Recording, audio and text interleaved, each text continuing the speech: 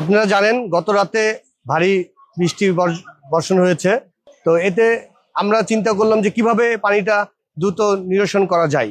সেক্ষেত্রে আমরা স্বেচ্ছাসেবক ঢাকা মহানগর উত্তর এবং আমার সহযোগীদের নিয়ে, এবং আমি দেখলাম যে এখানে কয়েকটা ম্যানহোল আছে, ম্যানহোলের মুখে পলিথিন, বোতল এবং বস্তা, বিভিন্ন ধরনের ভারী বর্জ্যগুলান আটকা আছে। এই কারণে পানি বের হতে পারছে না। প্রতি সপ্তাহে সর্বোচ্চবার বিকাশ পেমেন্টে 50 জন হবেন পেমেন্ট চ্যাম্পিয়ন। জিতে নিন টিভি সহ আকর্ষণীয় সব প্রাইজ। তো আমি সেখানে যদি ওই ম্যানহোলের মুখগুলো যখন ক্লিন করে দেই, দেখি খুব দ্রুত পানি বের হয়ে নিরসন হয়ে যাচ্ছে।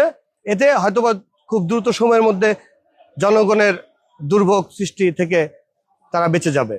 এবং আমরা শুধু স্বেচ্ছাসেবক দল না, এই ঢাকা সিটি নগরবাসী সবাইকে আমার পক্ষ থেকে বলি যে আমরা সকলেই পলিথিন, এই বোতল, প্লাস্টিক, বিভিন্ন ভারী বর্জ্য, এগুলো বিভিন্ন বিক্ষিপ্ত জায়গায় না ফেলিয়ে একটা নির্দিষ্ট একটা জায়গায় আমরা একত্রিত করি।